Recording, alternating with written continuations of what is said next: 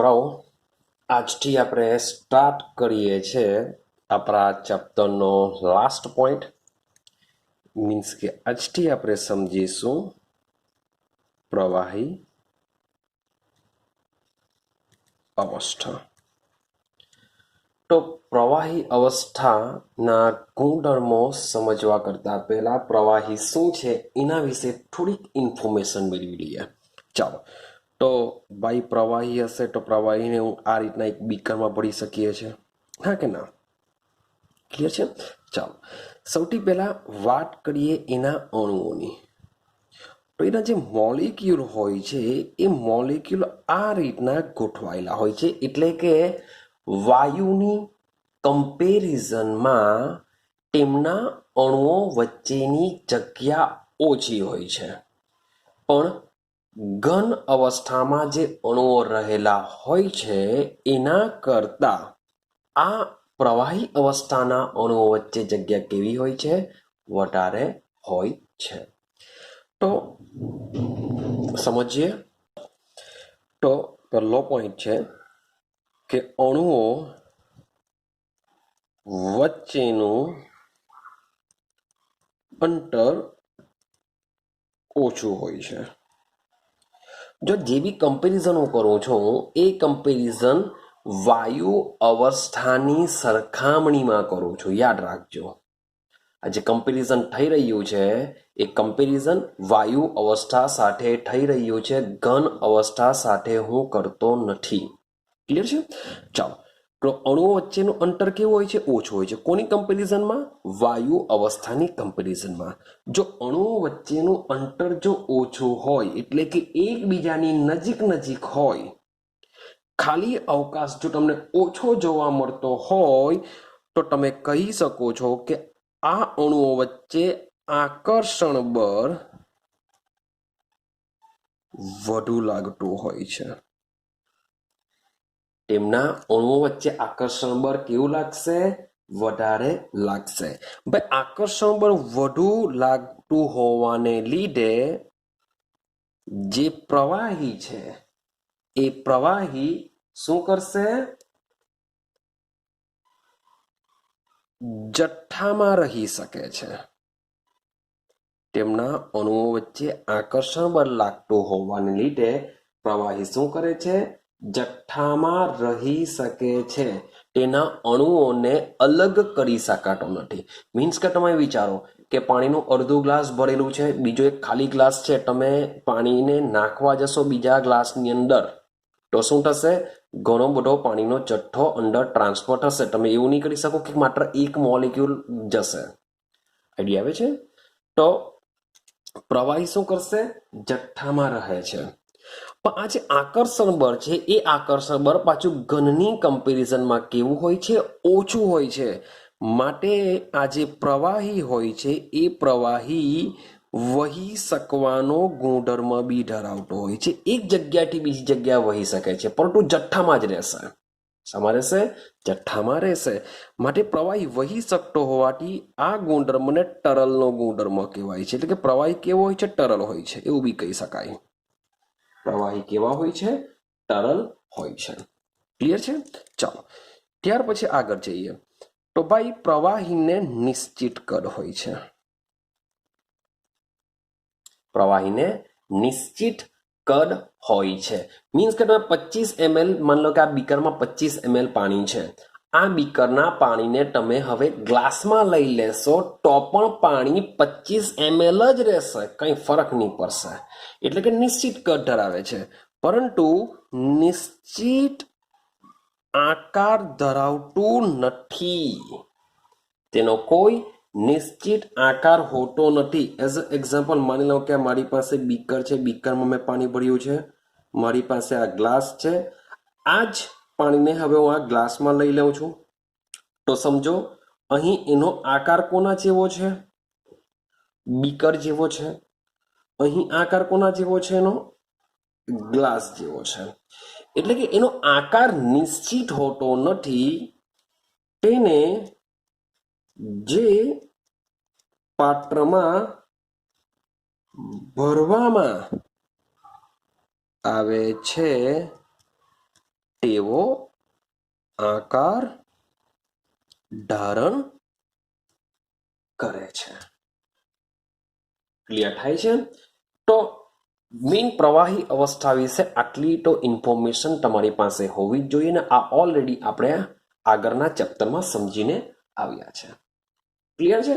ચાલો હવે આ વિભાગની વાત કરીએ, મીન્સ કે પ્રવાહી અવસ્થા વિશે જેટલા નિયમો વાયુ વિશે બન્યા છે એટલું ડિટેલમાં પ્રવાહી વિશે ભણવાનું નથી. તો અહીં પ્રવાહીના માત્ર ને માત્ર આપણે 3 જ ભૌતિક ગુણધર્મને સમજવાના છે, માત્ર 3. તો શરૂઆત કરીએ પ્રવાહીના ભૌતિક ગુણધર્મ. પ્રવાહીના ભૌતિક ગુણધર્મ, જેમાં પહેલો ગુણધર્મ આવશે બાષ્પ દબાણ.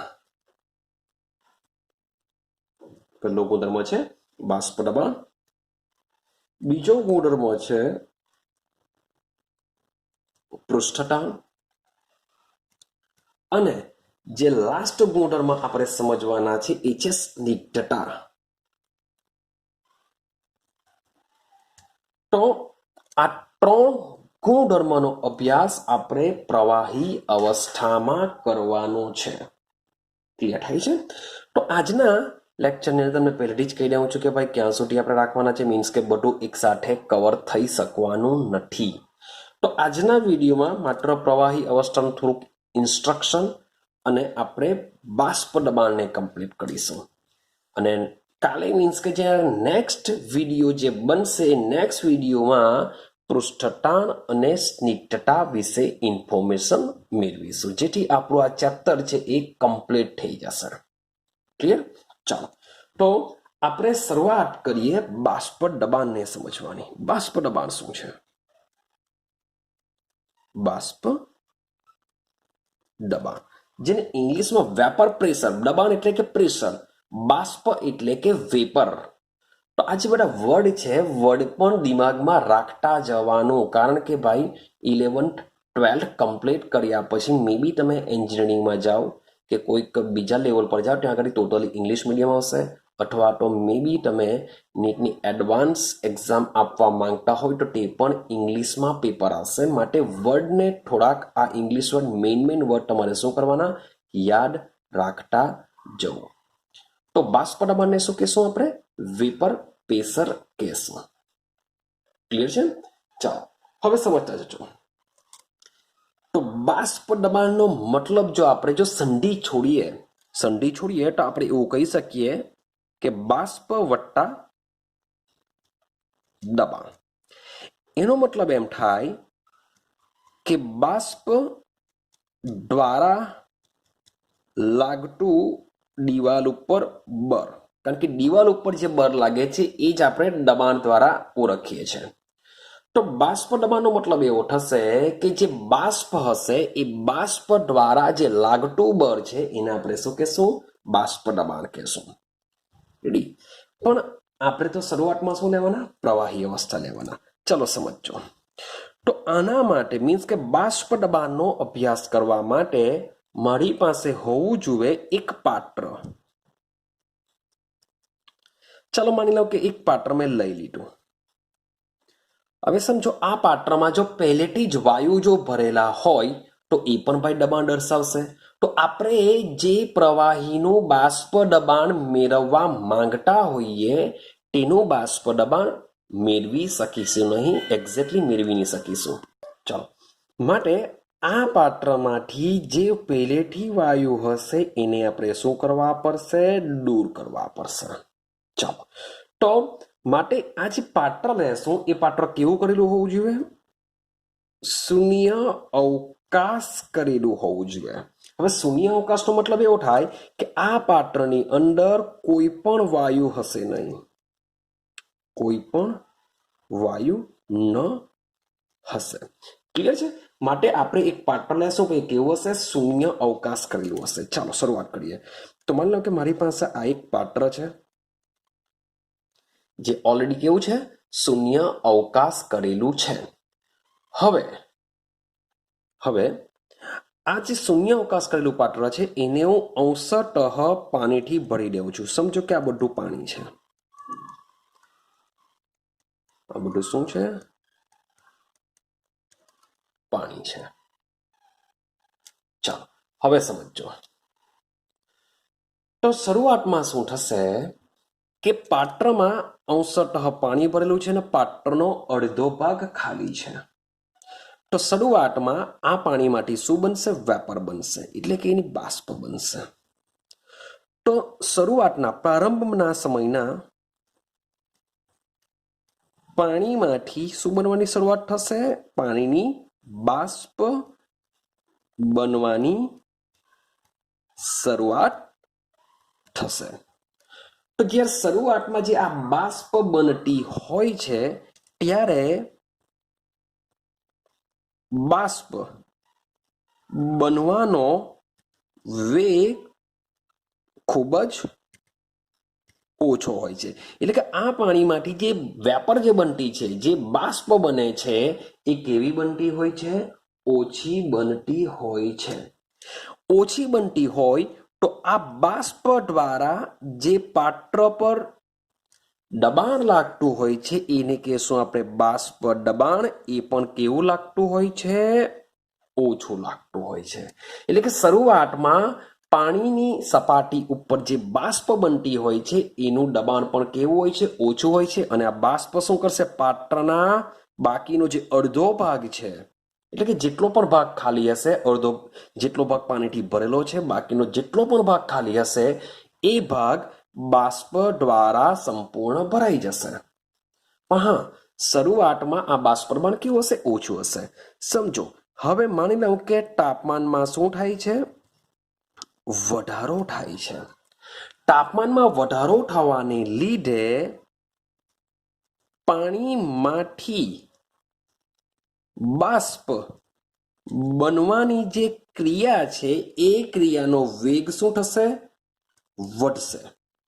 હવે બાષ્પ જો વધારે બનશે તો ઉપર બાષ્પ દબાણમાં પણ શું થશે? વધારો થશે. પણ હવે સાથે સાથે શું થવાનું કે પાણીની નજીક રહેલી આ જે બધી બાષ્પ હશે, શબ્દ સમજો, પાણીની સપાટીની નજીકની જે બાષ્પ હશે એ બાષ્પ એટલે કે પાણીની વરાળના એટલે કે બાષ્પના અણુઓ શું કરશે? પાણીની સપાટી સાથે અથડાશે. શું કરશે? આ જે વરાળ જે બનેલી છે એ વરાળ પાણીની સપાટી સાથે અથડાશે. પાણીની સપાટી સાથે અથડાવાને લીધે તેનું ફરીથી વરાળમાંથી શામાં રૂપાંતર થઈ જશે? પાણીમાં રૂપાંતર થશે. આઈડિયા આવે છે? એટલે કે પાણીમાંથી બાષ્પ બને છે. આ બાષ્પના મોલેક્યુલ અંદર અંદર શું કરશે? અથડાશે, પાણીની સપાટી સાથે અથડાશે. તો એના કેટલાક મોલેક્યુલ બાષ્પમાંથી પાણીમાં રૂપાંતર પામતા હોય છે. એટલે કે પાણીમાંથી બાષ્પ બને, બાષ્પમાંથી પાણી બને. તો આ જે બંને પ્રક્રિયા છે, મીન્સ કે હવે પાત્રમાં બે પ્રક્રિયા થાય છે. તો આ બંને પ્રક્રિયાનો વેગ કેવો હોય છે? જુદો જુદો હોય છે. બંને પ્રક્રિયા જુદા જુદા વેગથી થતી હોય છે.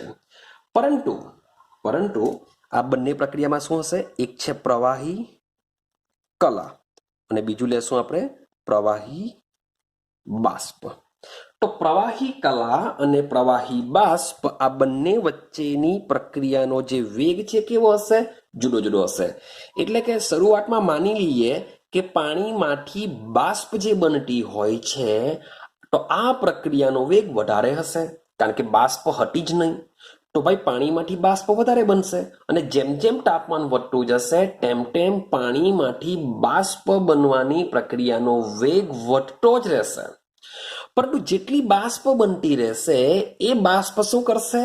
અંદર આ જે પાણીની જે સપાટી છે એ સપાટીની ઉપર પાણીના અણુઓ એકબીજા સાથે અથડાશે, સાથે સાથે પાણીની સપાટી સાથે અથડાશે, જેને લીધે આ બાષ્પના અણુઓનું રૂપાંતર ફરીથી પાછું પ્રવાહીમાં થઈ જશે.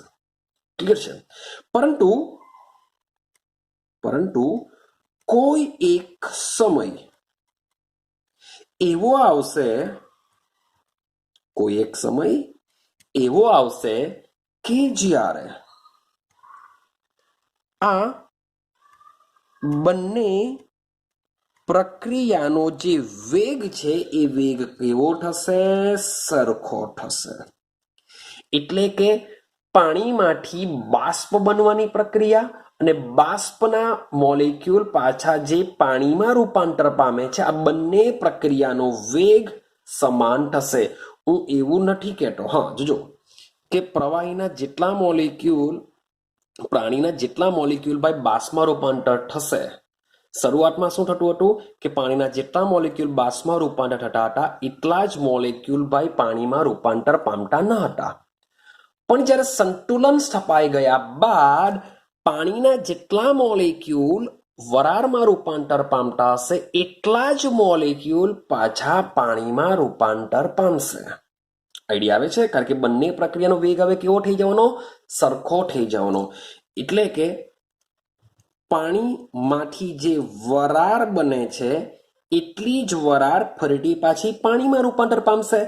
માટે આ જે વરાળ છે એ વરાળ એટલે કે જે બાષ્પ છે એ બાષ્પ કેવી થવાની? હવે સમાન થઈ જશે. હવે આમાં વધારો કે ઘટાડો તમને જોવા ન મળશે. વધારો કે ઘટાડો જોવા ન મળશે. કેમ? કારણ કે પ્રોસેસ બંને થાય છે. પાણીમાંથી વરાળ પણ બને છે અને વરાળમાંથી પાણી પણ બને છે. સંતુલન સ્થપાઈ ગયા બાદ મીન્સ કે બંને પ્રક્રિયાનો વેગ જ્યારે સરખો થાય છે ત્યારે શું સ્થપાય છે? સંતુલન સ્થપાશે. સંતુલન શું છે એના માટે આખું ચેપ્ટર પડેલું છે આપણી પાસે, ચેપ્ટર નંબર 7 જે છે સંતુલન, જેમાં આ જ બધી વસ્તુને સમજવાનો પ્રયત્ન કરવાનું છે. તો જ્યારે બંને પ્રક્રિયાનો વેગ સમાન થાય છે ત્યારે તેમની વચ્ચે સંતુલન સ્થપાય છે અને સંતુલન સ્થપાઈ ગયા બાદ પાણીની ઉપર રહેલી જે બાષ્પ છે એ બાષ્પ કેવી થઈ જશે? અચળ થઈ જશે. એટલે કે એમાં નથી વધારો થવાનો, નથી ઘટાડો. કેમ વધારો ઘટાડો ના પાડું છું? ને આ જે પ્રોસેસ છે પાણીમાંથી વરાળ, વરાળમાંથી પાણી, આ તો સતત અને સતત બનતી જ રહેશે. પરંતુ વધારો અચળ શા માટે બોલું છું? જેટલા પાણીના મોલેક્યુલ વરાળમાં રૂપાંતર પામશે એટલા જ મોલેક્યુલ વરાળમાંથી પાણીમાં રૂપાંતર પામશે. માટે બાષ્પ અચળ રહેશે. જો બાષ્પ અચળ રહેતી હોય તો તેના દ્વારા લાગતું જે દબાણ છે એ દબાણ પણ કેવું થઈ જવાનું? અચળ થઈ જવાનું. તો આ પરિસ્થિતિમાં આ તબક્કે પાત્રમાં જે દબાણ હોય છે એ દબાણને આપણે કહીએ છીએ બાષ્પ દબાણ. એટલે કે સંતુલન સ્થપાઈ ગયા બાદ જ આપણે બાષ્પ દબાણ શું કરી શકીએ છીએ? માપી શકીએ છીએ. તો આવા દબાણને આપણે બાષ્પ દબાણ અથવા તો સંતુલન બાષ્પ દબાણ કહેશું, અથવા તો તમે એને સંતૃપ્ત બાષ્પ દબાણ પણ કહી શકો છો. સંતૃપ્ત બાષ્પ દબાણ. આઈડિયા આવે છે? અને એક બીજી વસ્તુ, હવે આ જે બી સંતુલન સ્થપાયું છે એ ચોક્કસ અથવા અચળ તાપમાને સ્થપાશે. તાપમાન વધારતા નથી રહેવાનું. જો તાપમાન વધતું જ રહેશે તો આ પાણીનું બાષ્પમાં રૂપાંતર વધુ થશે કમ્પેરિઝન ટુ આ જે બાષ્પ છે એ પાણીમાં રૂપાંતર પામશે. કારણ કે ટેમ્પરેચર તમે પાણીને આપતા જ રહેવાનો તો પાણીમાંથી બાષ્પ વધુ બનશે, બાષ્પમાંથી પાણી ઓછું બનશે. માટે તાપમાન આપણે કેવું રાખવું પડશે? અચળ રાખવું પડશે. માટે જ્યારે પણ આપણે બાષ્પ દબાણની વાત કરતા હોઈએ ત્યારે હંમેશા તાપમાનને આપણે ઇન્ડિકેટ કરવું પડશે જ. હવે તાપમાન સાથે બાષ્પ દબાણ શું રિલેટેડ છે? જો તાપમાન વધારવામાં આવે તો બાષ્પ દબાણ વધતું હોય છે. કેમ? કારણ કે તાપમાન જો વધારીએ તો આ જે પાણીના જે મોલેક્યુલ હોય છે એને ઉર્જા મળવાની, એમથી તેમ વધારે ભાગમભાગ કરવાના, જેથી એઓ પાણીની સપાટી છોડીને ઇઝીલી વરાળમાં રૂપાંતર પામી શકે છે. માટે જેટલું તાપમાન વધારતા જશો એટલા જ ઉર્જા મળવાની, એટલી ઇઝીલી એ લોકો વરાળમાં રૂપાંતર પામી શકે છે. માટે તાપમાન વધારતા બાષ્પ દબાણ વધે છે અને તાપમાન ઘટાડતા બાષ્પ દબાણ ઘટે છે. ક્લિયર છે? તો યાદ રાખજો, આ જે પાત્ર મેં લીધેલું છે એ કેવું છે? બંધ પાત્ર છે. બંધ પાત્રમાં આપણે બાષ્પ દબાણ માપવાનો પ્રયત્ન કર્યો છે. પણ સમજો, માની લઈએ કે પાત્ર ખુલ્લું હોય તો શું થાય? ચાલો સમજીએ ને. પણ ચાલો હવે હું જે પાત્ર લેવા, માની લો કે અમારી પાસે પાત્ર છે. હવે આ પાત્ર કેવું છે? ખુલ્લું છે. આની પર કોઈ પણ મેં ઉપર કંઈ પર રાખ્યું નથી. પાત્ર કેવું છે? ખુલ્લું છે. હવે જ્યારે પ્રવાહીને ખુલ્લા પાત્રમાં ગરમ કરીશું, માની લો કે હું પાણી લઈ લઉં છું એક્ઝામ્પલ તરીકે. ચાલો, આ મેં શું ભર્યું છે? પાણી ભર્યું છે. તો મારી પાસે એક પાત્ર છે જેમાં મેં પ્રવાહી ભરેલું છે. પ્રવાહી તરીકે મેં પાણી લીધેલું છે. મીન્સ કોઈ બીજું બી તમે પ્રવાહી લઈ શકો છો, એવું કંઈ જરૂરી નથી, પણ એક્ઝામ્પલ તરીકે મેં પાણી લીધેલું છે. હવે આ પાણીને જ્યારે મીન્સ કે બહાર મૂકી દઈએ, તમે વિચારો કે પાણીમાં આપણે એક ગ્લાસ લીધેલું છે, ગ્લાસમાં આપણે પાણી ભરી દીધેલું છે અને તમે બહાર મૂકી રાખશો, તમને આઈડિયા હશે કે એ પાણી શું થશે? ઓછું થઈ ગયેલું હશે, અથવા તો બધું જ પાણી ગાયબ થઈ ગયું હશે. કેમ? કારણ કે પાણીનું શું થશે? બાષ્પમાં રૂપાંતર થઈ જશે. ક્લિયર છે? તો એ જ પ્રમાણે માની લો કે મારી પાસે એક પાત્ર છે, ખુલ્લું પાત્ર છે. એ ખુલ્લા પાત્રને પાણી ભરેલું છે અને આને હું શું કરું છું? થોડું ગરમ કરું છું. બર્નર મૂકેલો છે એવું સમજીને ચાલો. અને હું શું કરું છું? થોડું ગરમ કરું છું. ગરમ કરવાથી શું થશે?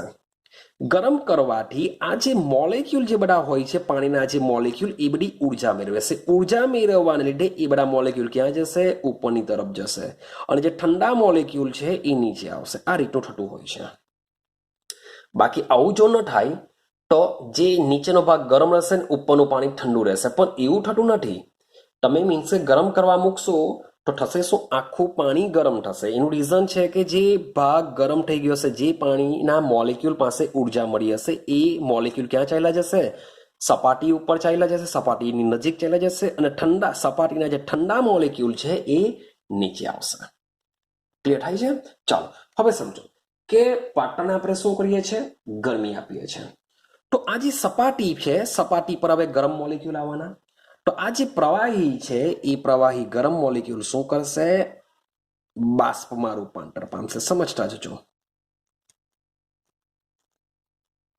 જે પાણીના જે સપાટી પરના મોલેક્યુલ છે એ બાષ્પમાં ફેરવાશે. ક્લિયર? તો સમજો. હવે બરાબર સમજવાનો પ્રયત્ન કરજો. હવે જે તાપમાને હું જે લખું છું બરાબર સમજજો કે જે તાપમાને પ્રવાહીની બાષ્પનું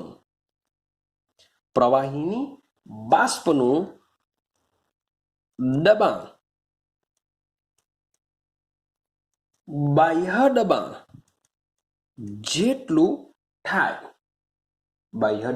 જેટલું થાય છે ત્યારે પ્રવાહીના બધા જ જથ્થામાં બાષ્પીભવન થાય છે. જે તાપમાને પ્રવાહીની બાષ્પનું દબાણ બાહ્ય દબાણ જેટલું થાય છે ત્યારે પ્રવાહીના બધા જ જથ્થામાં બાષ્પીભવન થાય છે. એટલે કે એનો જેટલો પણ જથ્થો હશે એ બધો જથ્થો શું પામશે? બાષ્પીભવન પામશે. ક્લિયર થાય છે? હા કે ના? અને આ જે બાષ્પીભવન થઈને જે બાષ્પ બનતી હોય છે એ બાષ્પ પર્યાવરણમાં મુક્ત રીતે વિસ્તરી શકે છે. હવે આને આપણે એક્ઝામ્પલ દ્વારા સમજવાનો પ્રયત્ન કરીએ કે આ કેવી રીતના શું કહેવા માંગે છે. માની લો કે મેં એક કાચનું બીકર લીધેલું છે, એમાં મેં પાણી ભર્યું છે. એમાં મેં પાણી ભરેલું છે અને હું નીચેથી બર્નર વડે ગરમ કરું છું. ચાલો આપણી પાસે બર્નર છે એવું સમજીને ચાલજો. શું છે? આ બર્નર છે. હવે જેવી માન લો કે શરૂઆતમાં આને હું 50 અંશ સેલ્સિયસ જેટલી ગરમી આપું છું, પાણી ભરેલું છે, તો તમને શું લાગે કે આમાંથી વરાળ નહીં બનશે? તો ભાઈ 50 અંશ સેલ્સિયસ તાપમાને પણ પાણીમાંથી શું બનતી હશે? વરાળ બનતી જ હશે, પણ એનો જથ્થો ઓછો હશે.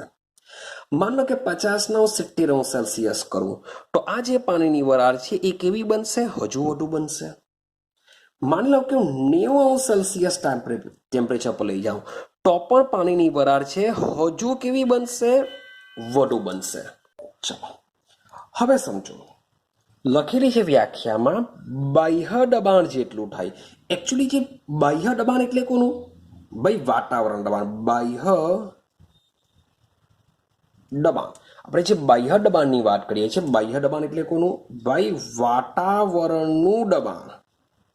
ને વાતાવરણનું દબાણ કેટલું હોય છે? એક વાતાવરણ કહીએ છીએ.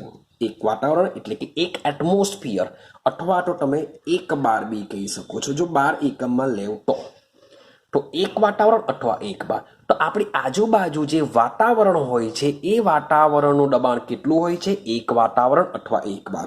તો જોજો, શરૂઆતમાં 50 અંશ સેલ્સિયસ તાપમાને પણ પાણીમાંથી વરાળ બનતી હોય છે, પણ આ પાણીમાંથી જે વરાળ બનતી હોય છે એ વરાળનું તાપમાન યાદ રાખજો 1 વાતાવરણ અથવા 1 બાર હોતું નથી, તેના કરતાં ઓછું હશે.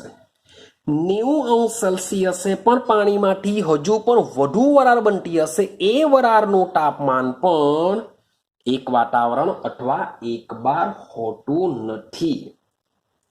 પણ જ્યારે પાણીને આપણે 100 અંશ સેલ્સિયસ તાપમાને ગરમ કરીએ છીએ ત્યારે જે પાણીની બાષ્પ બને છે એ બાષ્પનું જે દબાણ હોય છે એ કેટલું હોય છે? ત્યાં 1 વાતાવરણ હોય છે અથવા તો 1 બાર હોય છે. એ કોના જેટલું હોય છે? બાહ્ય દબાણ જેટલું હોય છે. એટલે કે કોઈ પણ પ્રવાહીને જ્યારે ગરમ કરવામાં આવે છે ત્યારે એના બાષ્પનું દબાણ જો બાહ્ય દબાણ જેટલું થાય છે ત્યારે પ્રવાહીનો જે આખો જથ્થો છે એ આખો જથ્થો શું કરતો હોય છે? બાષ્પમાં રૂપાંતર પામતો હોય છે. શરૂઆતમાં શું થવાનું? શરૂઆતમાં માત્ર ને માત્ર એની સપાટી પરના મોલેક્યુલ જ વરાળમાં રૂપાંતર પામતા હોય છે, પણ 100 અંશ સેલ્સિયસ તાપમાને પાણીનો આખો જથ્થો બાષ્પમાં રૂપાંતર પામતો.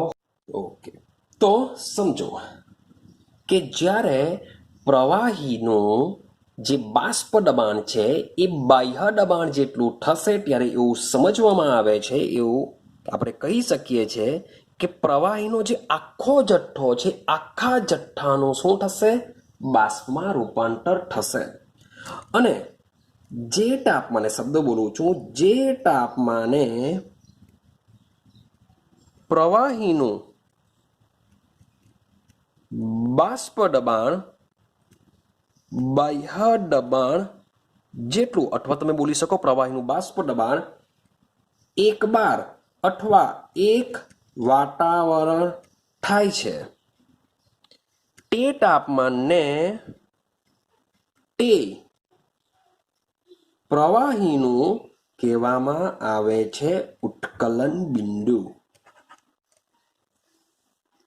જે તાપમાને પ્રવાહીનું બાષ્પ દબાણ 1 બાર અથવા 1 વાતાવરણ થાય છે તે તાપમાનને તે પ્રવાહીનું, શબ્દ બોલું છું, તે પ્રવાહીનું મતલબ શું થાય? કે જુદા જુદા પ્રવાહીનું ઉત્કલન બિંદુ કેવું હોય છે? જુદું જુદું હોય છે. આઈડિયા આવે છે? ક્લિયર છે? હવે સમજો, તો આપણે ઉત્કલન બિંદુની વ્યાખ્યા આ રીતની આવશે. હવે મેં 2 એકમો લીધેલા છે, મીન્સ કે 1 વાતાવરણ પણ લીધેલું છે અને 1 બાર પણ લીધેલું છે.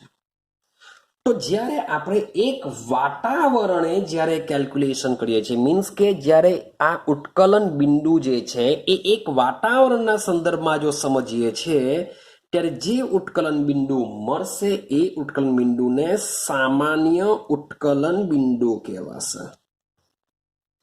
એ ઉત્કલન બિંદુને શું કહેવાશે? સામાન્ય ઉત્કલન બિંદુ. એટલે કે વ્યાખ્યામાં શું થાય કે જે તાપમાને પ્રવાહીનું બાષ્પ દબાણ 1 વાતાવરણ થાય છે તે તાપમાનને તે પ્રવાહીનું સામાન્ય ઉત્કલન બિંદુ કહેવાશે. અને જ્યારે આપણે વ્યાખ્યામાં 1 બાર પ્રમાણે કેલ્ક્યુલેશન કરીએ છીએ ત્યારે 1 બાર પ્રમાણે કેલ્ક્યુલેશન કરતા જે ઉત્કલન બિંદુ આવશે એ ઉત્કલન બિંદુને કહેવામાં આવે છે પ્રમાણિત ઉત્કલન બિંદુ કહેશું. ક્લિયર છે?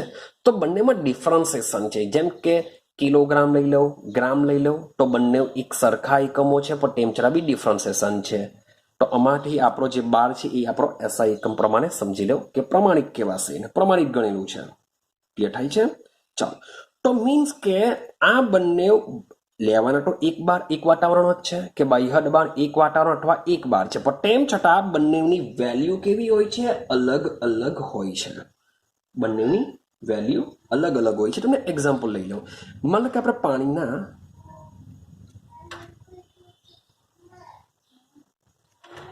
ઉત્કલન બિંદુની વાત કરીએ. આપણે વાત કરીશું પાણીનું ઉત્કલન બિંદુ. તો પાણીનું ઉત્કલન બિંદુ આપને કેટલું ખબર છે? 100°C આપને ખબર છે. પાણીનું ઉત્કલન બિંદુ 100°C ખબર છે. તો આ જે 100°C છે એ એકચ્યુઅલી એનું સામાન્ય ઉત્કલન બિંદુ છે.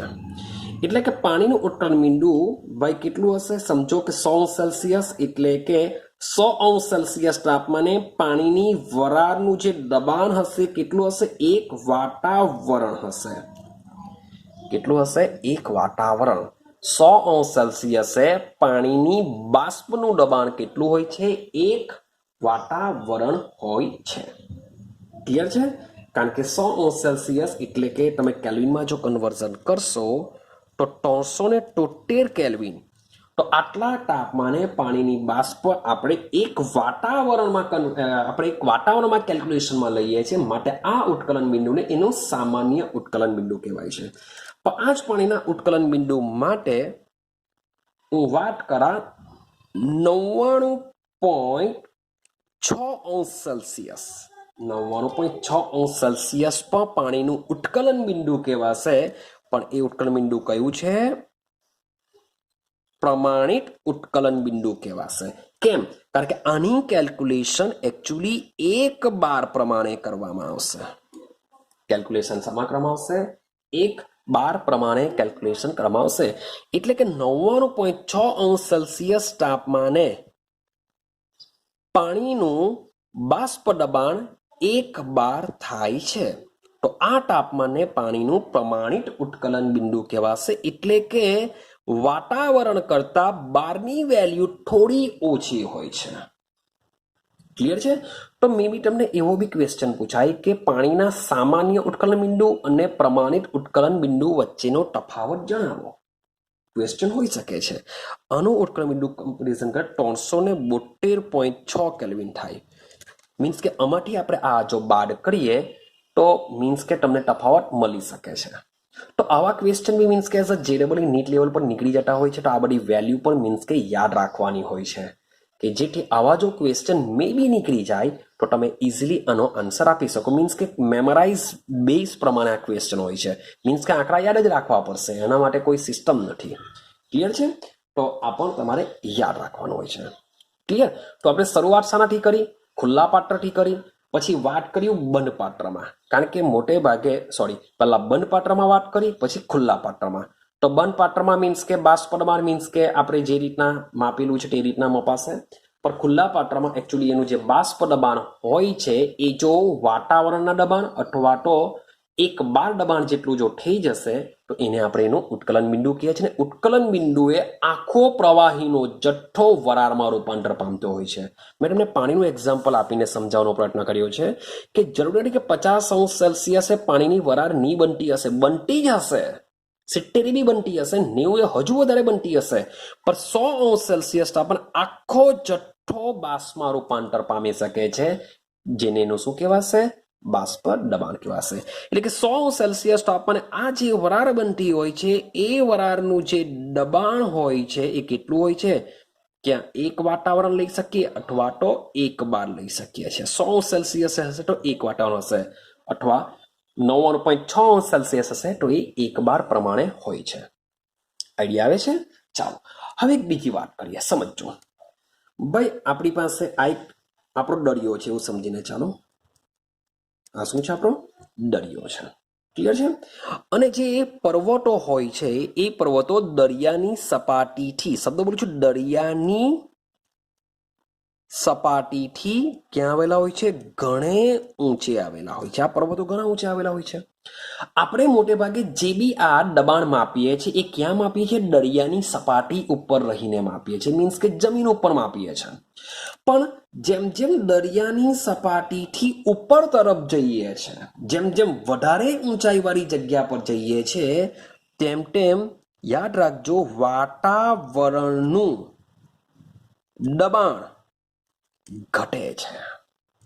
જેમ જેમ આપણે ઉપર તરફ જશું તેમ તેમ શું થશે?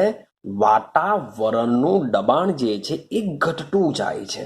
તો તમે જ ઇમેજિનેશન કરો કે દરિયાની સપાટી પર ક્યાં તો એક બાર અથવા તો એક વાતાવરણે આપણે ઉત્કલન બિંદુ ગણીએ છીએ, પણ હવે દબાણ ઉપર તરફ ઘટે છે. એનો મતલબ એમ થાય કે વાતાવરણનું જે દબાણ છે હવે એક બાર અથવા તો એક વાતાવરણ કરતાં ઓછું રહેશે.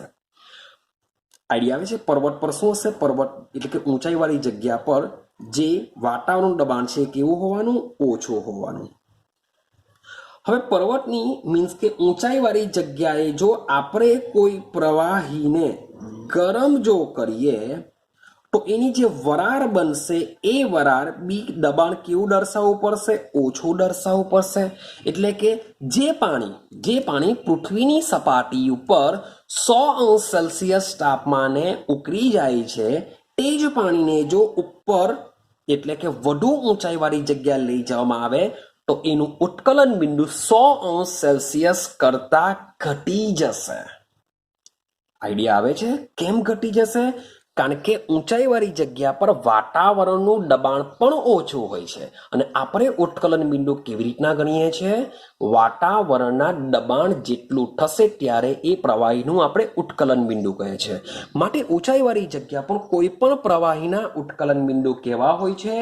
ઓછા હોય છે, કમ્પેરિઝન ટુ પૃથ્વીની સપાટી પર રહે. એટલે પૃથ્વીની સપાટી મીન્સ કે દરિયાની સપાટી એટલે કે જમીન પર. જમીન કરતા પર્વત જે ઊંચાઈવાળી જગ્યા હોય છે, ટેકરીઓ હોય છે, તેના પર કોઈ પણ પ્રવાહીનું બાષ્પ દબાણ ઓછું હોય છે. માટે જ ઊંચાઈવાળી જગ્યા પર ખોરાક રાંધવા માટે પ્રેશર કુકરનો ઉપયોગ કરવામાં આવશે. સમજો, માન લો કે ખુલ્લા પાત્રમાં રાખેલું હોય. હવે માન લો કે મારી પાસે આ દરિયાની સપાટી પર મેં એક ખુલ્લા પાત્રમાં રાઈસ મૂકેલો છે, મીન્સ કે આ બધા રાઈસના દાણા છે એવું સમજો, અને પાણી મૂકેલું છે. તો ભાઈ એક બાર દબાણી મીન્સ કે આપણે ટેમ્પરેચર આપતા જશું તો શું થશે? આ મીન્સ કે જે એમાંથી વરાળ બનશે, મીન્સ કે થોડોક સમય વધુ લાગશે. આનું દબાણ એક બાર થશે ત્યારે બધું પાણીનું વરાળમાં રૂપાંતર થઈ જશે. તો સમય વધારે લાગશે અને ભાત જે છે એ આપણો રંધાઈ જશે, એવું આપણે સમજીને ચાલીએ. પણ આ જ વસ્તુ ટેકરી ઉપર, માની લો કે ટેકરી ઉપર જો ગરમ કરવાનો પ્રયત્ન કરું તો આ જે પાણી છે, પાણી તો ભાઈ આને મીન્સ કે આ રંધાઈ જશે તે પહેલા જ મીન્સ કે ઉપર ચાલ્યું જશે. મીન્સ કે આપણા જે ભાતના જે કણ છે એ કેવા રહી જશે? કાચા રહી જશે. માટે જ ઉપર શું કરીશું? આપણે પ્રેશર કુકરનો ઉપયોગ કરવો પડશે, જેથી આપણે ઇઝીલી રાંધી શકીએ છીએ. તો ભાઈ એવું નથી કે આપણે અહીંયા જમીન પર પ્રેશર કુકરનો નથી ઉપયોગ કરતા. ભાઈ આપણે બી પ્રેશર કુકરનો ઉપયોગ કરી શકીએ છીએ. તો શું થશે ભાઈ? આ જે ખુલ્લા પાત્રમાં રંધાશે એના કરતાં પણ ઝડપથી આપણે પ્રેશર કુકરમાં રાંધી શકીશું, જેથી ઉર્જાનો આપણે બચાવ કરી શકીએ છીએ. ક્લિયર છે?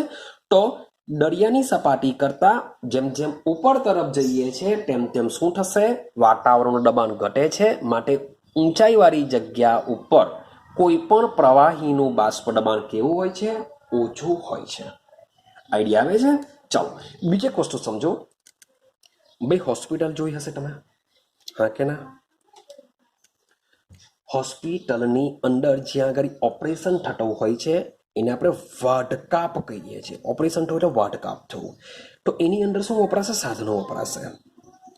તો આ જે વાઢકાપના સાધનો હોય છે એ ઓપરેશન થઈ ગયા બાદ વાઢકાપના સાધનો મીન્સ કે જંતુ જેવા, એમાં પર બધી મીન્સ કે વાયરસ હશે કે બેક્ટેરિયા હશે, વોટ એવર કંઈ બી લાગેલું હશે, એટલે કે જંતુ એના પર લાગી ગયા હશે. તો આ વાઢકાપના સાધનોને જંતુ મુક્ત કરવા માટે, શબ્દ બોલું છું, જંતુ મુક્ત કરવા માટેનું એક સાધન હોય છે જેને કહેવામાં આવે છે ઓટોક્લેવ. શું કહેવામાં આવે છે? ઓટોક્લેવ નામનું સાધન હોય છે. એ સાધનની અંદર આ સાધનોને જંતુ મુક્ત કરવામાં આવે છે. કેમ? કારણ કે આ જે ઓટોક્લેવ હોય છે એ ઓટોક્લેવમાં હોય તો શું છે? પાણી છે. પણ આ જે પાણીનું જે ઉત્કલન બિંદુ છે એ વાતાવરણના દબાણથી ઊંચું હોય છે. પાણીનું જે ઉત્કલન બિંદુ હોય છે એ વાતાવરણના દબાણથી કેવું હોય છે? ઊંચું. મીન્સ કે પાણી ઓટોક્લેવમાં પાણી મીન્સ કે વધારે સમય માટે ગરમ રહી શકશે, એની વરાળમાં રૂપાંતર પામશે નહીં. આવું આ એક સાધન હોય છે જે હોસ્પિટલોમાં ઉપયોગ થતો હોય છે. આઈડિયા આવે છે? ચાલો હવે એક લાસ્ટ કન્સેપ્ટ સમજવાનો છે. લાસ્ટ કન્સેપ્ટ, હું એ પણ કન્સેપ્ટ સેમ બંધ પાત્રમાં સમજવાનો પ્રયત્ન કરીએ આપણે. ચાલો, બંધ પાત્રમાં આપણે પાણી ભરી દઈએ. બંધ પાત્રમાં શું ભરેલું છે? મેં પાણી ભરી દીધું છે. હવે આ બંધ પાત્રને આપણે શું કરીએ છીએ? ગરમ કરીએ છીએ. તો બંધ પાત્રમાંના કોઈ પણ પ્રવાહીને આપણે જ્યારે ગરમ કરીએ છીએ ત્યારે યાદ રાખજો, પહેલો પોઈન્ટ, તે ઉકળતું નથી. બંધ પાત્રમાં જ્યારે પાણીને ગરમ કરવામાં આવે છે ત્યારે તે ઉકળતું નથી, પરંતુ શું થશે?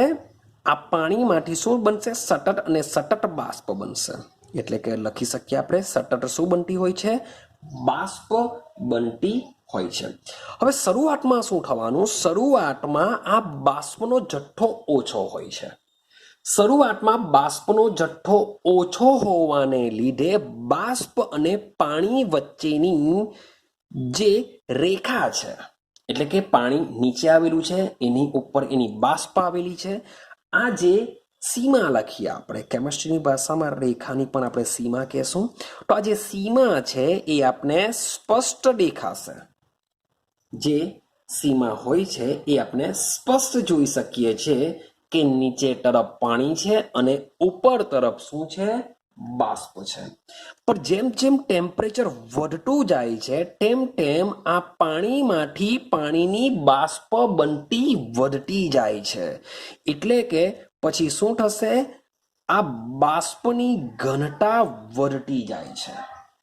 બાષ્પની ઘનતા વધતી જાય છે અને આ પાણીના મોલેક્યુલ પર શું મેળવે છે? ઉર્જા મેળવે છે, કારણ કે આપણે એને ગરમ કરીએ છીએ.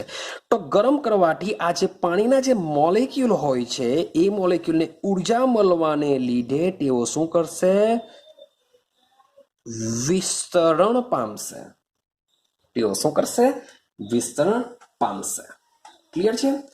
અને આ જે પાણી છે એ પાણીની ઘનતા શરૂઆતમાં શું હતું? પાણીની ઘનતા બહુ બધી વધારે હતી, બાષ્પની ઘનતા ઓછી હતી. પણ જેમ જેમ આપણે ગરમી આપીએ છીએ તેમ તેમ બાષ્પની ઘનતા વધતી જાય છે, આની ઘનતા ઘટતી જાય છે.